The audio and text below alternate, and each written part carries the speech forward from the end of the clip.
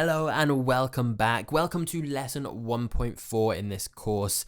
And today we're going to be talking about what you're actually going to teach, which is your niche. And then we're going to be talking about who you're going to teach it to, which is your avatar.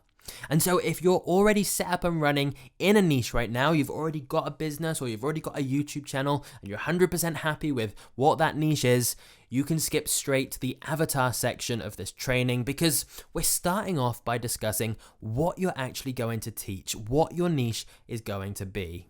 And by the way, I'm in the UK, so I say niche, not niche, but of course they're exactly the same thing. But let's just start by answering, why do we actually need a niche anyway? Well, in terms of YouTube, it's much harder to grow without a niche if you're just uploading videos on any random topic that pops into your head. If one day you're talking about fitness, then the next video it's on sewing, and then growing on LinkedIn, you don't build an engaged following because some people may subscribe for the fitness videos and then have zero interest in the other topics you talk about. People don't understand your channel, and neither does the YouTube algorithm, so it's never sure who to push your videos to. In fact, here's what YouTube themselves have said on the topic. They say, when creators first start out, many assume that it's best to make their videos appeal to the broadest audience possible. However, we've seen creators find success by tapping into smaller, passionate niche communities. These niches vary in size from huge communities like those who play the game Fortnite to smaller communities like antique car collectors. Groups like these are seldom served by traditional media, so they're usually more enthusiastic when they find a show tailored to their interests. And their enthusiasm can lead to more views, watch time, and engagement, because viewers found like they found a show made specifically for them.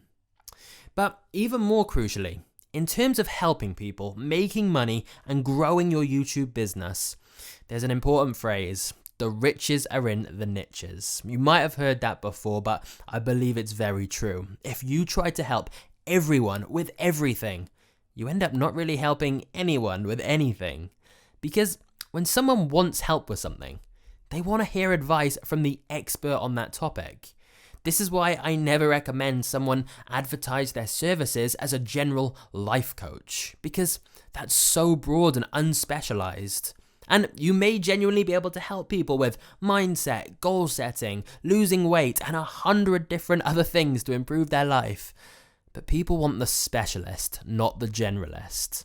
Because if I did want help losing weight, I'd be much more inclined to listen to and buy from the person who specializes in weight loss, rather than a general life coach who deals with everything. Plus, when searching for weight loss help, I'm much more likely to find the person who has a library of videos on weight loss rather than the general life coach. So, the bottom line is that having a clear niche has a huge amount of advantages. So, to begin with, we want to pick one niche and dominate it, rather than constantly switching around and being unclear what we specialize in and what our topic for our channel actually is. The question is then, what should your niche be? Well, as we said earlier, every single person has something they're better at than most other people. In fact, you probably have quite a few things. Now, if one very specific thing is immediately coming to mind right now, then there's a high chance you already have your niche right there. You already know instinctively what you're going to be making videos on and helping other people with. However, it's quite normal if that isn't the case and you're not sure at all what niche to pick. So I've created an exercise you can do to help discover the right niche for you.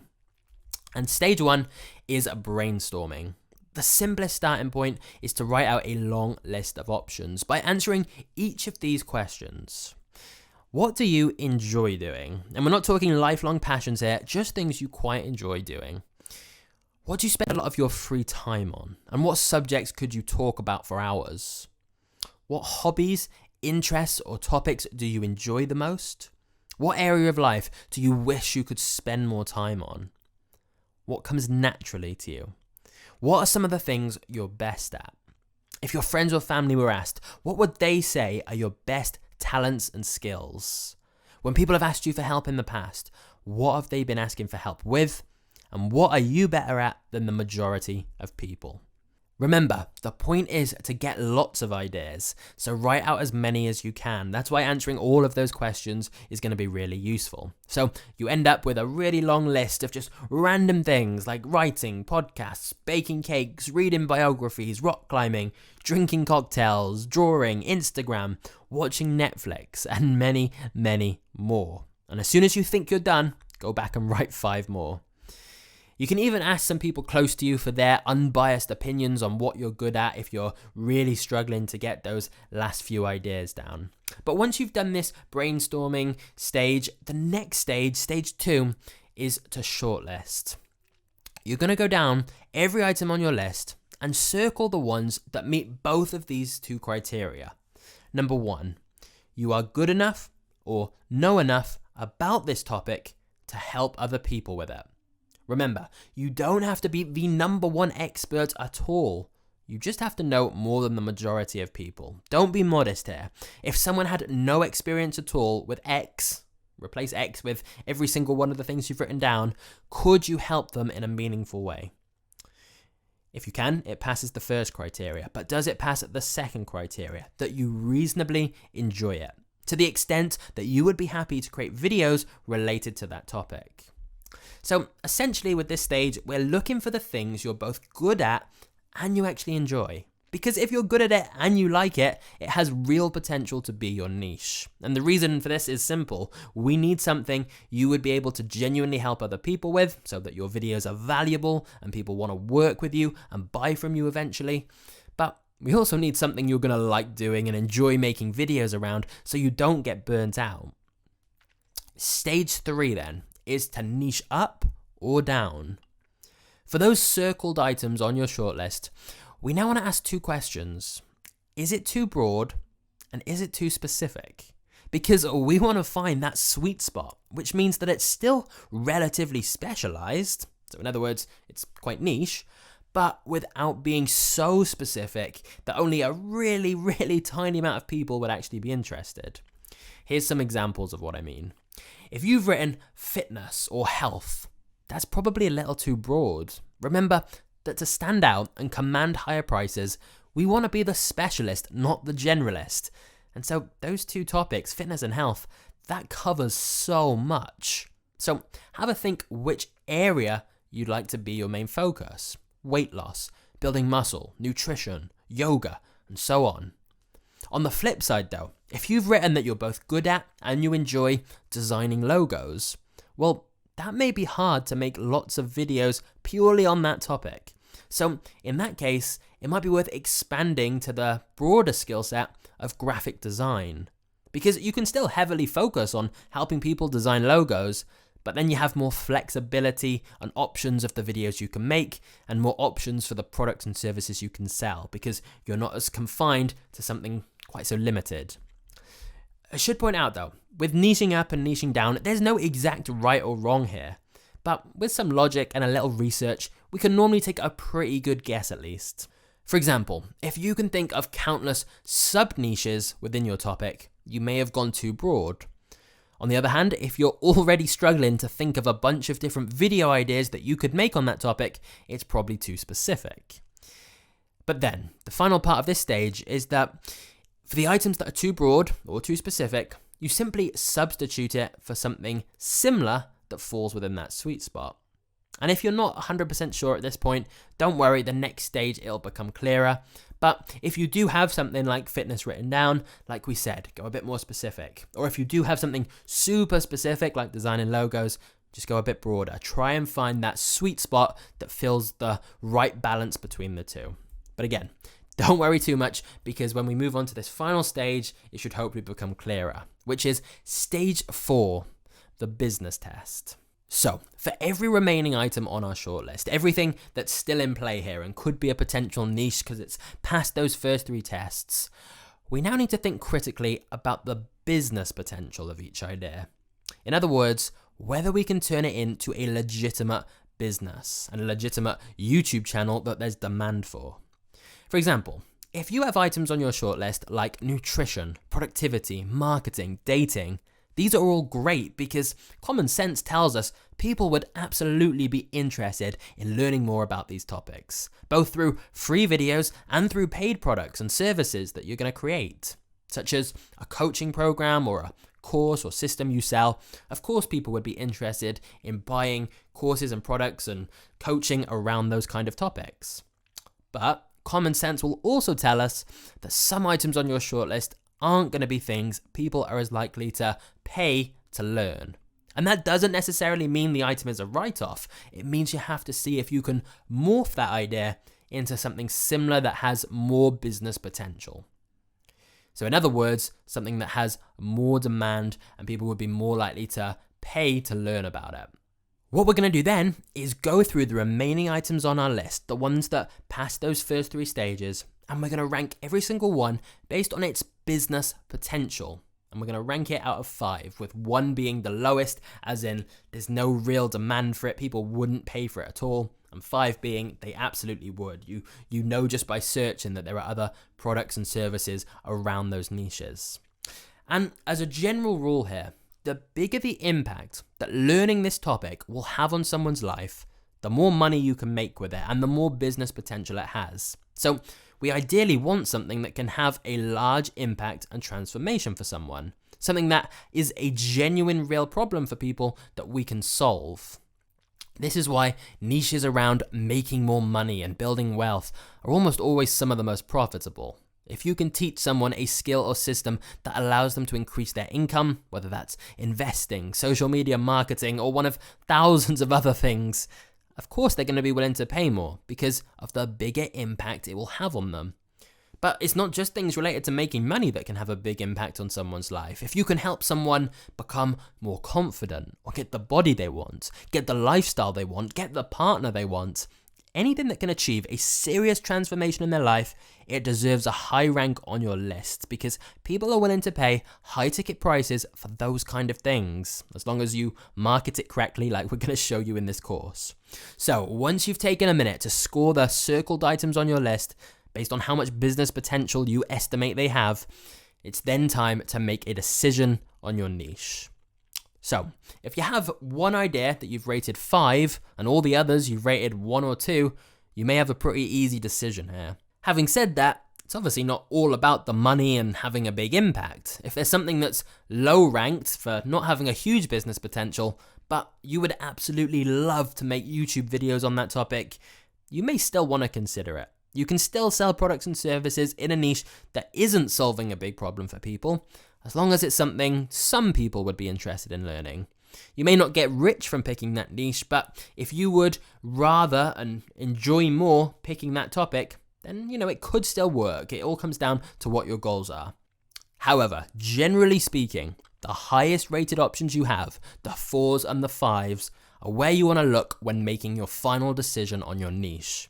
And seeing the remaining options written out in front of you, your gut instinct should now be telling you which of those that are left you're most drawn towards, and which you'd most like to make videos around and help other people with. Remember, if you have something on your list that has passed our 4-stage test of being something you genuinely like, something you're good at and know a lot about, hits the niche sweet spot, and has business potential because it's something other people would pay to learn more about, then you're probably on to a winning idea. Now, there is a bonus stage, the fail-safe option, the backup. If the previous test didn't work at all, and it didn't give you any options you liked or thought were feasible, there is a backup option, which is to answer the question, what would I most like to learn and become great at? Because you could then create videos documenting your journey of learning this skill and showing your progress. I'll admit though, this isn't ideal because then it takes a lot longer before you can sell premium products in this niche, since you're not starting out as an expert, so you don't have that credibility and authority.